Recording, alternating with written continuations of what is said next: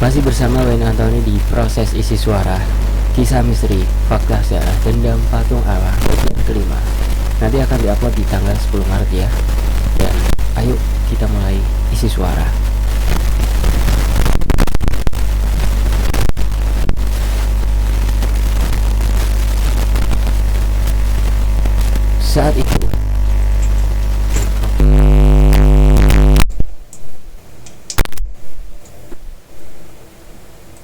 Saat itu, Jagat benar-benar terhenti dan terduduk.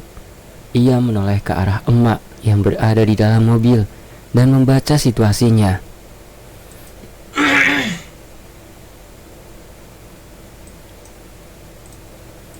Sialan, teriak Jagat kesal. Ia melihat Dirga sedang meruqyah patung itu dan kami yang sedang melawan roh sinden itu.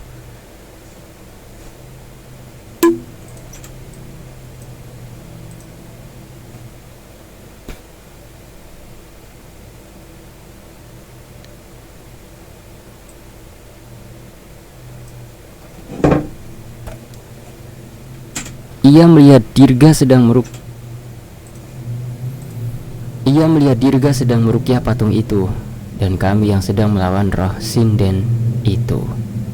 Dirga, lanjutkan sampai susuk patung itu habis. Dirga, lanjutkan sampai susuk patung itu habis. Perintah Mas Jagat. Sementara ia berlari ke arah kami. Mas, mending bantu Dirga, ucapku. Aku punya rencana, balasnya. Aku masih belum mengerti, tapi Mas Jagat ikut bertarung denganku, seolah menanti sesuatu. Sama sepertiku, serangan-serangan Mas Jagat sulit untuk mengenali roh sinden itu. Bawa mereka mendekat, Mas, pinta Mas Jagat. Aku belum mengerti, tapi sesuai permintaannya, aku menarik salah satu arwah sinden itu dan kembali mencoba menyerangnya. Namun seperti sebelumnya, seranganku sulit untuk mendarat, tapi tidak dengan Mas Jagat. Saat makhluk itu menghindar dari seranganku, ia sudah menunggu di belakang dan menarik sosok makhluk itu ke dalam sebuah kabut yang sepertinya merupakan ilmunya. Mereka berdua pun menghilang ke dalam kabut. Namun, dari belakangku, tiba-tiba Mas Jagat muncul dari kabut lain. Satu lagi, ucapnya. Kini aku mulai mengerti. Bila tidak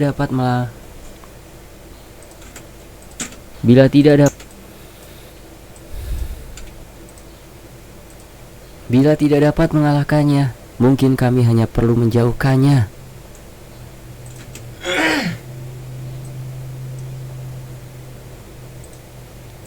Kamu bawa kemana, Mas? Tanyaku. Aku ajak kencan sebentar, balasnya santai. Melihat kejadian itu, satu-satunya roh sinden yang tersisa mencoba melihat kejadian itu. Satu-satunya roh sinden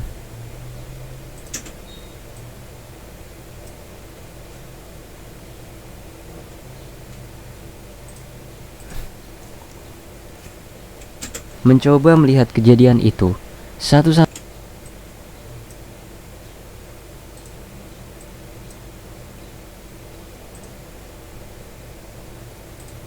Mencoba melarikan diri, namun ada keraguan dirinya. Ia masih melihat Dirga meruqyah tubuh patungnya.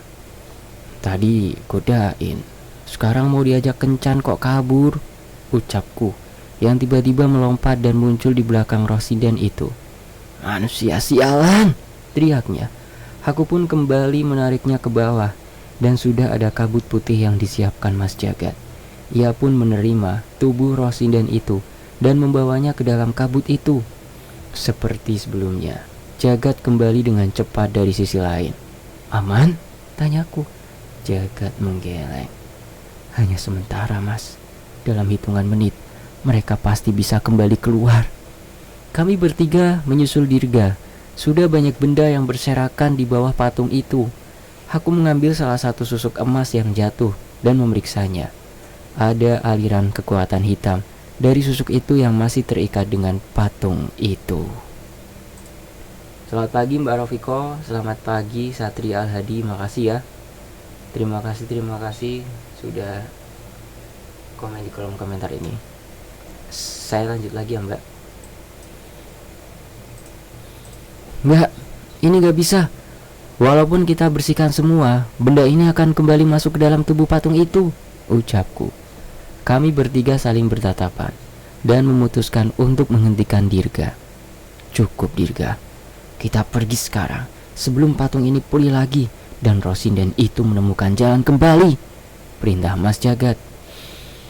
Dirga pun menutup doanya dan kembali memasukkan tasbihnya. Terlihat wajahnya penuh keringat yang menunjukkan keras usahanya. Baru beberapa melangkah, kami pun melihat butiran susuk itu mulai bergerak perlahan satu persatu menuju patung itu kembali. Cepat! Teriak Mas Jagat. Kami pun segera mengambil posisi kami masing-masing di mobil dan melanjutkan perjalanan melewati patung yang sebentar lagi akan berhadapan dengan kami lagi. Patung itu benar-benar tidak bisa dihancurkan? Tanyaku pada Abah dan Dirga.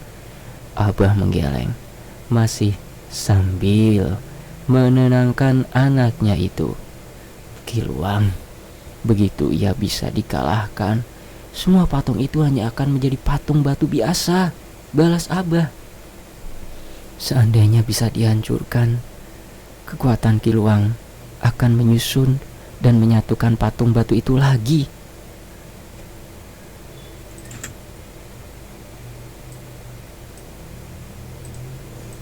Tambah Dirga, aku mengerti. Mungkin itu yang menyebabkan aku tidak bisa menghancurkan patung pendekar yang berada di desa Gandurejo. Beruntung saat itu aku terselamatkan dengan prasasti bertuah yang ada di hutan.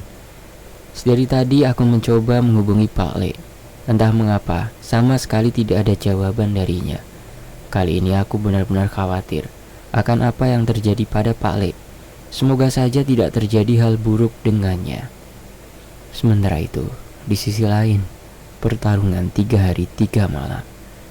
Akhirnya, setelah melalui perjalanan malam yang tidak wajar, kami pun sampai di kota tujuan kami. Sebuah kota di perbatasan yang penuh dengan peninggalan bangunan bersejarah. Kota ini terlihat sepi, hanya beberapa kendaraan yang melintas di jam sampainya kami saat ini. Seharusnya wajar, karena kami sampai setelah lewat tengah malam. Tapi, entah mengapa, firasatku merasakan sesuatu yang sangat tidak enak. Ada wisma di timur kota, tidak jauh dari bekas keraton. Tujuan kita ke sana, Mas Jagat, jelas Abah. Mas Jagat mengerti dan mengarahkan kendaraannya menuju tempat itu.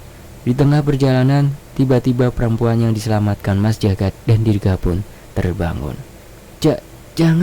Jangan ke sana, ucapnya dengan panik. Neng, tenang Neng, Neng sudah aman di sini, ucap emak berusaha menenangkan. Perempuan itu berusaha mengenali situasinya dan menenangkan diri. Mas, lebih baik berhenti dulu, biar Nengnya menenangkan diri dulu, pinta emak.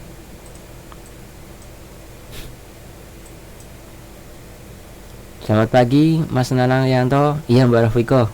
Harus susuk nih kalau nggak salah-salah bacanya. Makasih ya Mbak Rafiko ya. Saya lanjut lagi. Mas Jagat setuju. Tidak hanya perempuan itu, kami yang berada di bak belakang pun sudah beberapa kali menggigil kedinginan dengan dinginnya cuaca malam ini. Beruntung selama perjalanan tidak terjadi hujan.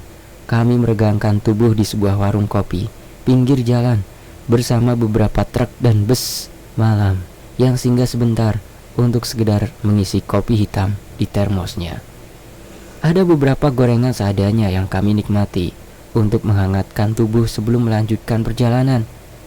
Teh Siti gimana? Sudah sehat? Kemarin sempat demam loh, tanya Dirga pada perempuan bernama Siti itu. Sudah Dirga, sudah sehat.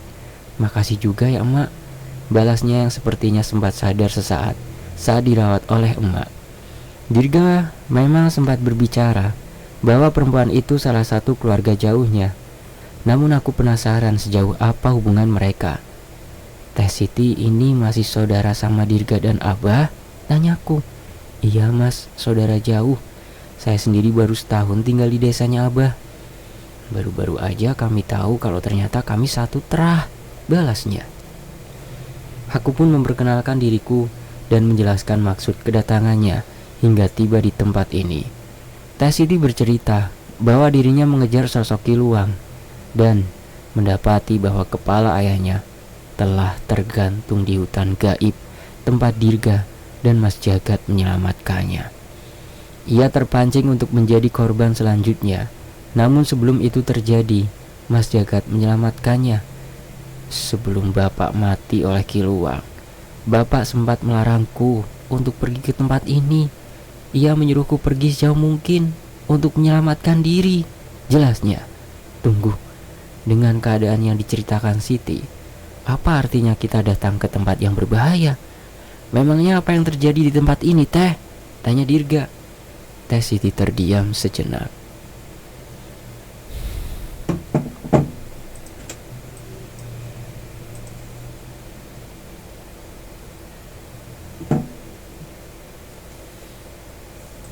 Seolah mengingat apa yang diucapkan oleh ayahnya. Perang, tempat yang akan kita datangi adalah medan perang. Bapak menyuruhku untuk menjauh. Jelasnya kembali. Mungkin ayah Teh Siti mirip seperti Abah yang mendapat penglihatan dan petunjuk. Tapi bila memang akan terjadi perang di sana, berarti mereka benar-benar butuh bantuan.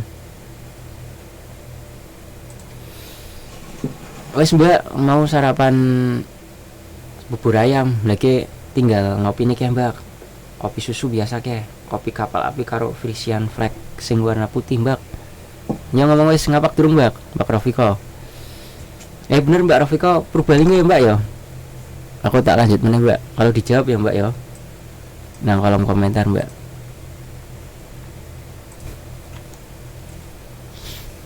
Berarti mereka benar-benar butuh bantuan.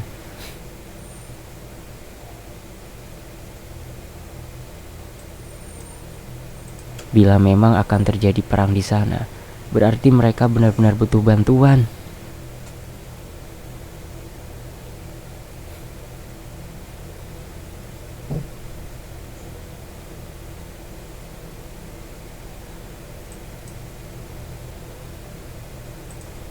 Seolah mengingat apa yang diucapkan oleh ayahnya. Perang, tempat yang akan kita datangi adalah medan perang. Bapak menyuruhku untuk menjauh. Jelasnya kembali. Mungkin ayah Teh Siti mirip seperti Abah yang mendapat penglihatan dan petunjuk. Tapi bila berarti mereka benar-benar butuh bantuan.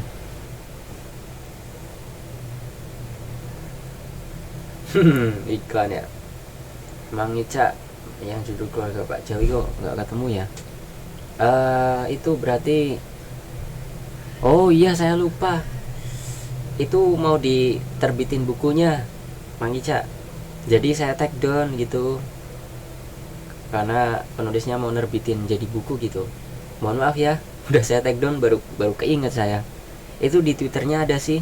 Atau di Kaskus ada. Nanti berarti searchingnya di googling aja ya. Di Google bisa. Tapi itu bentuknya tulisan. Tapi nggak tahu channel lain ada yang bawa atau enggak, saya belum tahu. Soalnya berdasarkan perjanjian, bukan perjanjian ya, tapi saya nggak enak gitu. Udah mau terbit buku tapi masih ada podcastnya, nanti takutnya pasaran bukunya terganggu gitu. Jadi saya inisiatif sendiri untuk men-tag down video tersebut gitu ya Mbak ya, Mang Ica ya. Saya lanjut lagi ya.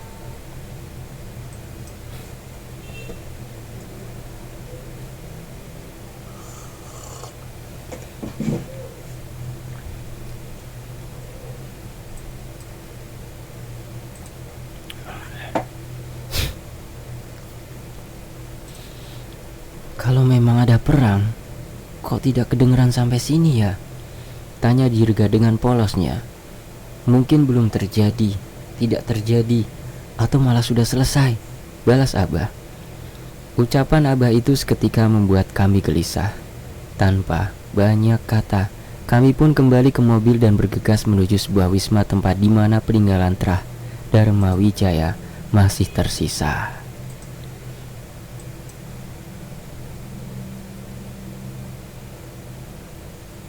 Oh ya, nanti saya bisa kirimin itunya kok, apa namanya, Filenya masih ada sih, tapi ini untuk pribadi saja gitu, nggak boleh dipublish gitu Mang Ica. Kalau kalau mau nanti saya kirimin bisa lewat email ya, atau lewat email aja paling enak gitu ya.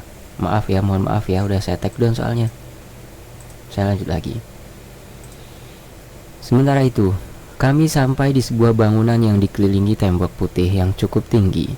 Beberapa bagian sisi tembok menggunakan pagar, hingga terlihat ada satu bangunan besar di tengah bersama beberapa bangunan pendampingnya. Bangunan ini megah, layaknya bangunan mirip juragan zaman dulu, dengan ornamen dekorasi kayu yang antik. Tapi, bangunan ini begitu sepi. Kami berhenti di hadapan pintu kayu besar yang menjadi gerbang masuk wisma ini. Dikunci? Tanyaku. Iya mas, balas Dirga yang masih mencoba mengutak-atik gembok besar yang menahan pintu itu dari dalam. Ada lubang di dekat bagian kunci agar orang bisa membuka gembok.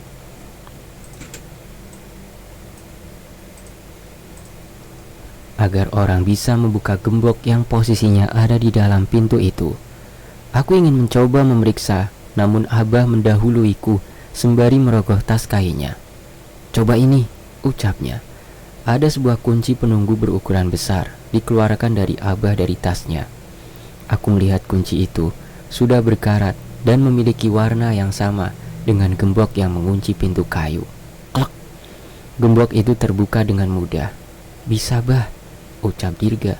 Kami pun berhasil masuk dan kembali menutup pintu besar itu. Itu kunci dari mana bah? Tanya Mas Jagat. Kunci itu teh ditinggalkan orang tua Abah. Saat melihat gembok besar itu, Abah langsung kepikiran kunci ini, balasnya. Mendengar cerita Abah, aku merasa seolah leluhur Abah juga sudah mengetahui kejadian ini akan terjadi.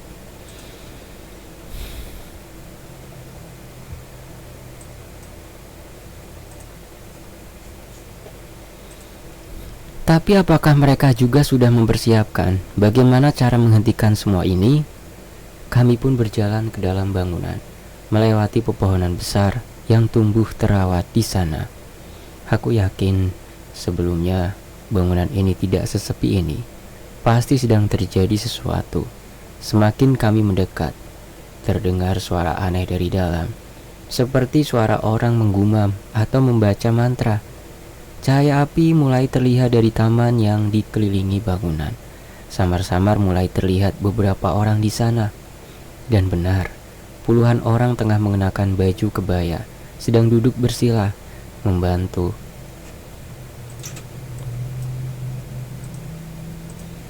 Membentuk sebuah formasi sembari bersemedi. Pak Le, itu Pak Le. Aku berteriak bersiap menghampiri Pak Le yang juga melakukan hal yang sama. Tapi Abah menahanku. Tahan dulu, ucap Abah sembari menunjuk kepada seseorang yang sudah terbaring dengan kaki masih bersila. Dari mulutnya keluar darah hitam yang tidak berhenti mengalir. Terdengar lagi seseorang yang tengah mencoba menahan sesuatu hingga mengeluarkan darah dari mulutnya. Mereka sedang bertarung, ucap Abah. Ya Mbak Rofiko, nanti part 4 biasa ya pada duhur ya, 12.15.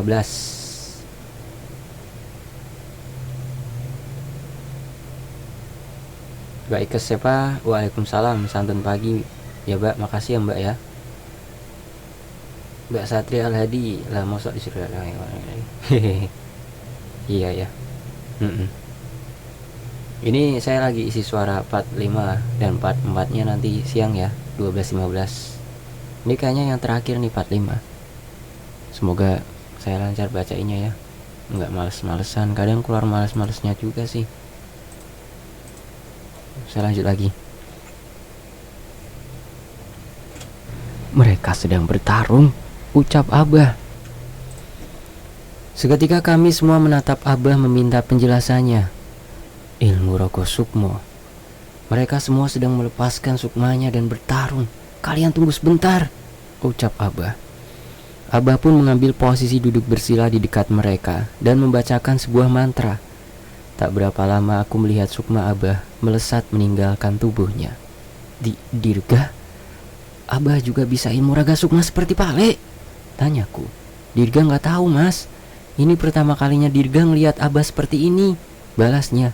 Gila, ilmu raga sukma merupakan ilmu tingkat tinggi yang hanya bisa digunakan bila seseorang sudah mencapai tingkatan spiritual tertentu. Banyak resiko yang akan terjadi di alam roh apabila seseorang belum menguasai tingkatan sebelumnya. Terus kita gimana? Cuma menunggu? Tanya Dirga. Aku dan Jagat memperhatikan kondisi sekitar dengan seksama. Cari mereka yang terluka dan masih hidup. Kita bacakan doa dan ayat suci untuk memperkuat sukma mereka di alam sana, perintahku. Mak Siti, jangan jauh-jauh dari kita ya, ucap Mas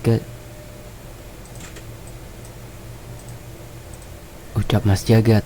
Iya, emak takut, ucap emak yang masih terus berusaha menenangkan Siti. Mbak Leni, waalaikumsalam, terima kasih salamnya ya mbak ya. Matur nuwun. Ini saya sambil ngopi ya. Oh ya, kemarin Kak Dila komen kok di akun Facebook ini yang live streaming kemarin Mbak Rafiko. Namanya lupa saya. Coba ini di close dulu, lihat live streaming yang kemarin tuh. Itu udah komen. Iya bener tuh Mbak Satri Alhadi, kemarin yang sudah di live yang kemarin.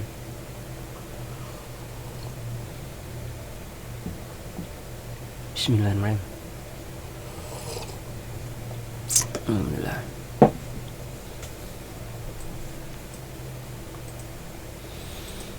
Gila, tepat sesaat memasuki formasi ini, aku merasakan aliran kekuatan yang luar biasa. Kekuatan itu beradu, berlomba untuk mencapai tubuh ini dan sebaliknya. Tapi di sini, aku mendapat petunjuk. Tidak semua orang-orang ini mampu menggunakan ilmu Rogo Sukmo. Keberadaan Pak Le di tengah formasi ini seolah membagi kekuatannya untuk digunakan oleh mereka. Rupanya, Pak Le sudah memulai pertarungan ini lebih dulu, ucap Mas Jagat. Aku pun tidak mau ketinggalan. Yang bisa kami lakukan saat ini adalah mengurangi resiko kematian mereka yang terluka sembari menunggu kabar dari Abah. Sekali lagi terdengar suara seseorang yang memuntahkan darah. Dirga, bantu bapak yang di sana, perintahku. Dirga segera menuju tempat orang itu dan membantunya duduk. Ia menenangkan tubuh orang yang hampir kehilangan kesadaran itu sembari membacakan amalan yang mampu memulihkan kondisi sukmanya.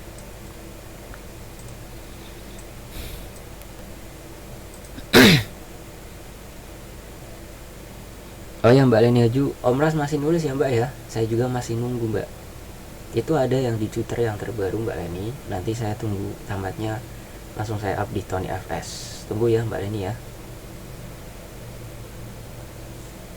Terima kasih Mbak Leni pertanyaannya. Tak tinggal diam, emak dan Siti menghampiri orang yang terluka dan membantu membersihkan luka yang terjadi di pertarungan yang tak kasat mata ini. Baru kali ini aku merasa bingung. Aku tidak menguasai ilmu Rogo Sukmo seperti Pak Le dan Danan. Aku takut kali ini tidak dapat berbuat banyak. Sementara itu angin malam berembus semakin kencang.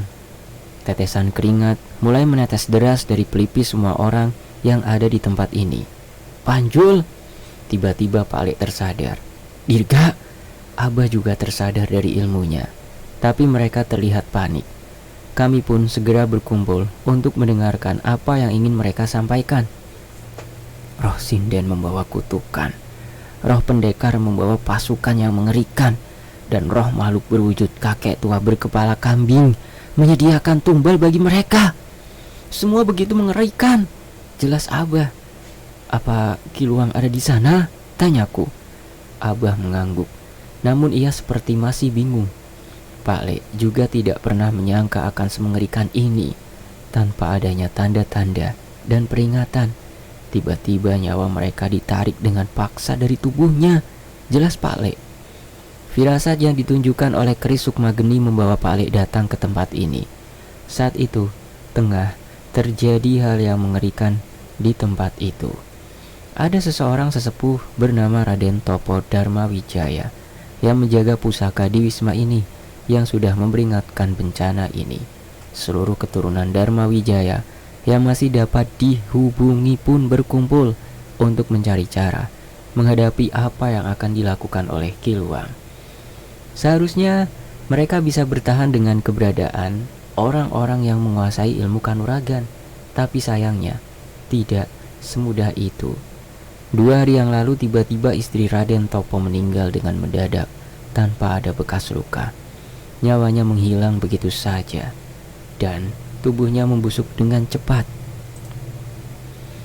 Selamat pagi kembali Mbak Siti Lestari. Selamat datang di live streaming fanpage atau halaman Fakta Sejarah ini ya. Semangat, terima kasih Mbak Siti. Semangat juga di sana ya. Semoga sehat selalu Mbak.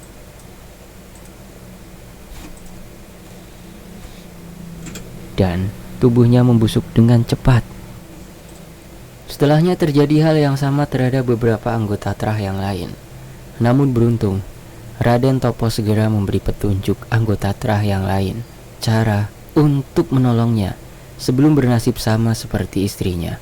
Sayangnya, walau begitu mereka yang kena serangan menjadi gila dan berkelakuan aneh. Sukma mereka disandra oleh Ki Luang. Saat Raden Topo mencoba menolongnya, sudah ada sepasukan makhluk yang dibawa oleh ketiga patung terkutuk itu untuk menghabisi kami. Jelas Pak Le. Terus kami harus gimana Pak Le?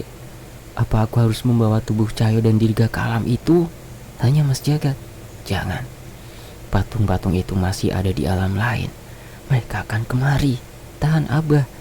Pak Le mengangguk setuju dengan Abah. Kami akan menghadapi Ki Luang di alam sana, dan kalian bersiap untuk menghadapi mereka. Jelas Pak Le. Biar ku bantu Pak Le, ucap Jagat. Tidak, kalian bantu Cahyo dan jaga Dirga. Ingat, keris Dasa Sukma tidak bisa digunakan di hadapan patung Ki Luang, ucap Abah.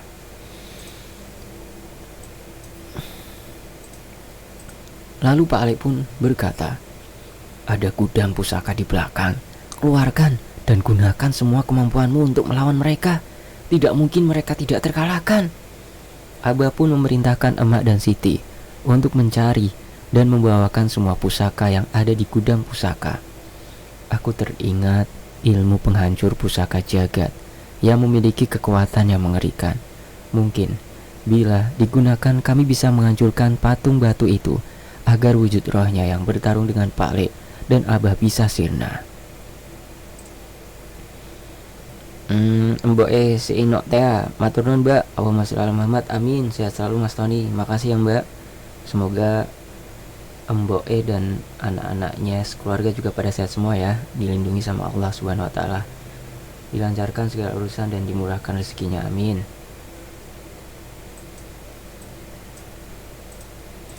Sementara itu terlihat beberapa orang yang melengkapi formasi itu kewalahan dan hampir kehilangan kesadaran.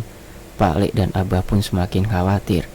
Kami titipkan tubuh kami, ucap Pak Le. Aku dan Jagat mengangguk. Kami sama-sama bersiap menghadapi firasat mengerikan yang mendekat ke arah kami. Sebelum kembali, Pak Le membacakan sebuah doa dan mengatur gerakan tangannya. Perlahan muncul api yang membara di tangannya. Ia mengusapkan itu pada beberapa orang yang terluka dan meninggalkannya melayang di tengah-tengah kami begitu saja. Gunakan seperlunya, ucap Pak Le.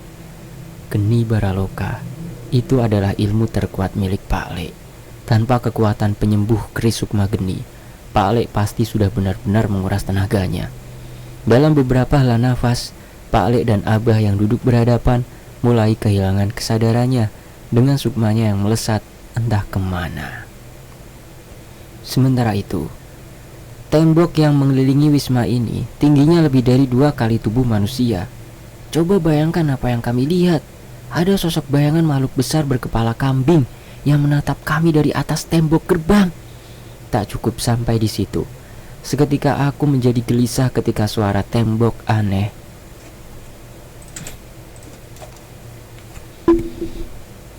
Seketika aku menjadi gelisah ketika suara tembang aneh mulai terdengar dan mengganggu ketenanganku. Doro Kasmolo, itu adalah sebutan untuk patung berhala berwujud kakek berkepala kambing. Namun dengan tumbal yang ia dapatkan, ia bisa mendapatkan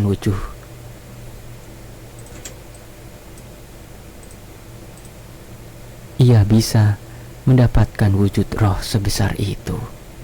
Raden Rokopiryono. Raden Rokopiryono, patung pendekar mengerikan tanpa mata dengan tangan yang memanjang hingga ke tanah. Itu adalah patung yang sama sekali tidak dapat kuhancurkan, bahkan dengan kekuatan Wonosuro.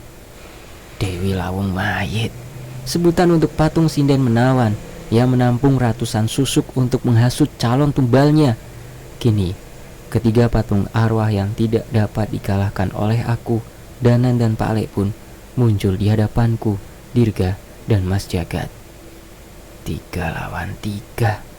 Tapi dari hasil pertarungan sebelumnya, bahkan dengan bantuan dari yang lain, kami sangat sulit untuk mengimbanginya.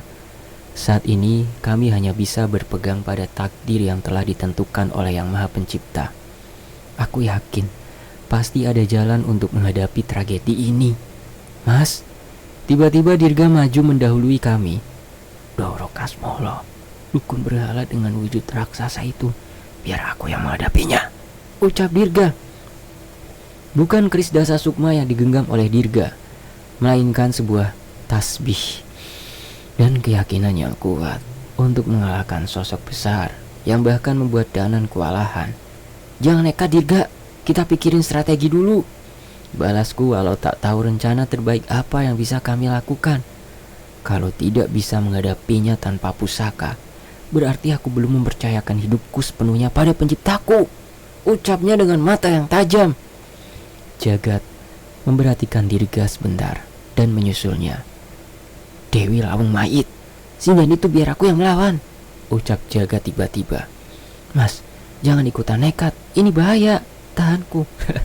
Tenang Cahyo, jangan sekhawatir itu. Ingat bahwa sebelum bertemu kalian, aku dan Dirga sudah melakukan perjalanan berdua dan selalu mampu menemukan jalan untuk menyelesaikan masalah yang kami temui. Jelas Jagat. Iya mas, aku harus bisa mengalahkan keraguanku, tambah Dirga. Aku juga harus bisa mengalahkan nafsuku agar tidak terpengaruh seperti tadi lagi, ucap Mas Jagat. Sepertinya aku tidak bisa menahan mereka. Semoga saja mereka menemukan cara untuk mengalahkan Doro Kasmolo dan Dewi Lawung itu. Wonosuro, panggilku pada sahabat tak kasat mataku dan mulai membakar emosinya. Kita berhadapan lagi dengan pendekar jelek itu. Kali ini kita harus menang, ucapku. Suara gerama nafas Wonosuro mulai menyesuaikan dengan jantungku. Bersamaan dengan itu, muncul cahaya dari beberapa tempat yang menyorot ke langit tepat di atas kami. Seketika aku mengingat tentang prasasti bertuah yang pernah kumanfaatkan. Ini adalah perang penentuan. Semua akan berakhir di sini, jelasku. Bria! Suara gerbang yang ambruk terdengar dari keberadaan sosok ketiga makhluk mengerikan yang menerobos masuk ke dalam wilayah Wisma. Aku sudah mengira keberadaan mereka diikuti sosok demit-demit alas dan berbagai sosok arwah gentayangan yang menyerbu ke dalam.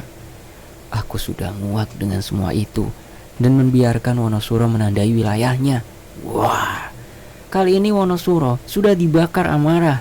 Suara rawangannya berkali-kali lebih kuat, membuat tidak ada roh pengganggu yang berani mendekat ke wilayah kami. Saat ini, kami hanya harus fokus pada lawan kami masing-masing, baru bersiap menyerang. Tiba-tiba suara tembang Dewi Lawung timbul dan hilang dengan aneh. Aku memperhatikan Mas Jagat sedang bertarung di dalam kabut putih yang menghubungkannya dengan alam lain. Dirga tidak henti-hentinya melantunkan doa dan mendekat ke sosok bayangan raksasa besar Doro Kasmolo. Makhluk besar itu tidak menyerang. Ia malah mengirimkan makhluk-makhluk pengikutnya dengan wujud manusia berkepala hewan. Roh siluman tidak berani melawan sendiri. Sudah kuduga kau lemah, ucap Dirga. Katakan itu kalau kau sudah jadi mayat, balas Doro Kasmolo. Aku belum pernah melihat Dirga bertarung seperti ini. Ia hanya menghindar sembari tak putus membaca doa.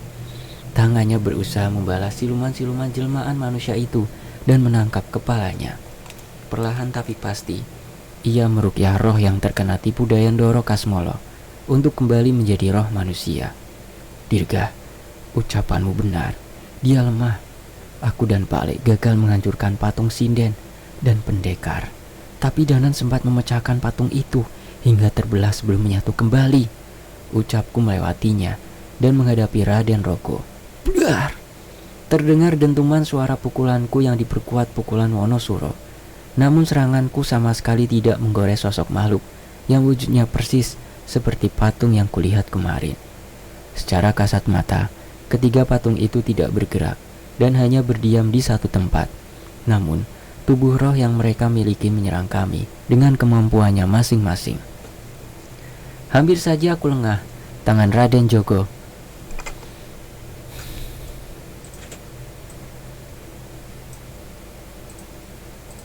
Hampir saja aku lengah. Tangan Raden Rogo yang panjang hampir saja menangkap kepalaku. Namun aku berhasil menjauh dan kembali menyerang. Ada sesuatu yang ingin ku coba lakukan.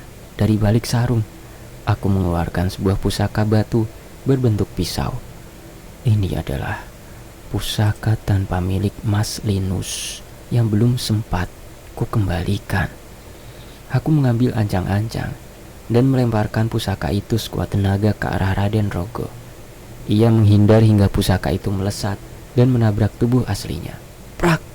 Tunggu, ia menghindar? Tapi serangan itu mendarat di tubuh patung Raden Rogo. Dan dari suara itu, aku memastikan ada retakan di sana. Bocah brengsek, umpat Raden Rogo. Aku tersenyum. Ternyata batu pusaka pisau ini lebih kuat dari batu yang digunakan untuk patung Raden Rogo. Berhasil! Ternyata batu pusaka itu lebih hebat darimu, ledekku. Raden Rogo terlihat kesal. Ia mencoba menyerangku. Namun aku bergerak dengan lincah dan mengambil kembali pusaka itu. Tentu saja, umurku sudah ribuan tahun sebelum menjadi pusaka. Jangan bandingkan aku dengan batu remeh sepertinya. Tiba-tiba aku berbicara sendiri saat kembali menggenggam pusaka itu. Mas saya kerasukan? Tanya Dirga yang khawatir saat melihat keanehan pada suaraku. Enggak, tapi aku bingung. Ini aku, pusaka batu yang kau genggam. Tenaga aku sudah mulai pulih. Akan kubantu kalian mengalahkan makhluk ini. Ucap sosok pusaka pisau batu itu melalui tubuhku. Aku merasakan keselarasan antara tanganku dengan pusaka ini. Saat Raden Rogo tiba-tiba berada di dekatku, aku melempar pisau batu ini ke tubuhnya dan membuatnya terpental. Berbeda dengan sebelumnya, pisau batu itu pun terpental kembali ke arahku. Tak mau menyia-nyiakan kesempatan, aku pun kembali melemparkan pisau batu ke Raden Rogo. Dan pisau batu ini kembali ke tanganku. Hebat, mirip seperti kerisnya Dirga yang bisa kembali sendiri, ucapku. Sebenarnya tidak seperti keris Dirga. Batu ini kembali dengan terpental seolah seranganku sengaja menentukan sudut yang tepat untuk melompat kembali. Titik bagian tubuh Raden Rogo yang kuserang pun mulai menghitam dan terluka. Sayangnya itu tidak cukup. Saat mengetahui seranganku mampu melukainya, Raden Rogo menghadapiku dengan lebih berhati-hati. Tangannya yang panjang dan besar bisa tiba-tiba berada di dekatku dan membuatku terpental walau sudah menangkisnya. Tapi setiap itu terjadi, aku kembali menyerang dengan pusaka batu ini. Di sisi lain, sahabat Panglima Kera, percepat pertarungan ini. Teman-teman kalian sudah kewalahan, ucap pusaka pisau batu itu lagi melalui tubuhku. Aku memperhatikan Pak Le, Aba dan mereka yang sedang bertarung di alam lain. Mereka terlihat gelisah dan menahan luka yang mereka rasakan. Prang! Terdengar suara benda yang berjatuhan di depan pelataran bersama kedatangan Teh Siti dan emak. Puluhan pusaka terlihat terjatuh dari satu peti yang mereka bawa berdua. Mas, apa benar ini? Teriak Teh Siti. Mas Jagat menoleh sebentar dan berlari ke arahnya. Bisa. Ini bisa digunakan, ucap Mas Jagat. Keris, belati, perhiasan kuningan, mata tombak, hingga benda peninggalan kerajaan zaman dulu berada dalam satu peti lagi. Siti, mau kemana? Tanya emak yang melihat Siti yang hendak pergi lagi. Cermin, masih ada cermin di sana. Ada seseorang yang ingin berbicara dengan Siti dari balik cermin itu, ucapnya. Hati-hati, kamu bisa terpengaruh, ucap emak. Bukan emak, dia leluhur Siti, mak. Mendengar ucapan Siti, emak ikut menemaninya lagi untuk memastikan sosok yang ingin berbicara dengan Siti itu. Jagat mengambil sebuah keris dan kembali ke medan pertempuran. Saat sudah siap, dekatkan patung-patung itu ke arahku, ucap Mas Jagat. Ia pun membaca sebuah ajian yang membuat keris itu bisa menyala. Aku tahu, itu adalah ajian Watu Geni yang ia salurkan ke keris di tangannya. Kekuatan keris dan ajian itu melebur jadi satu, membentuk kekuatan yang mengerikan.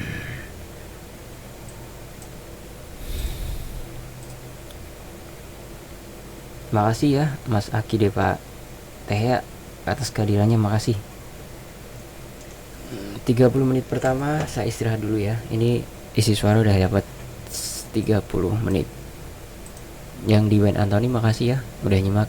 Seperti inilah isi suara, dan itu juga ada interaksi sama teman-teman yang ada di akun Facebook fanpage Fakta Sejarah ya. Linknya nanti ada di deskripsi ya, kalau pengen gabung di live streaming tiap pagi, kecuali hari Minggu ya. Sampai jumpa di proses isi suara berikutnya di Wayne Anthony.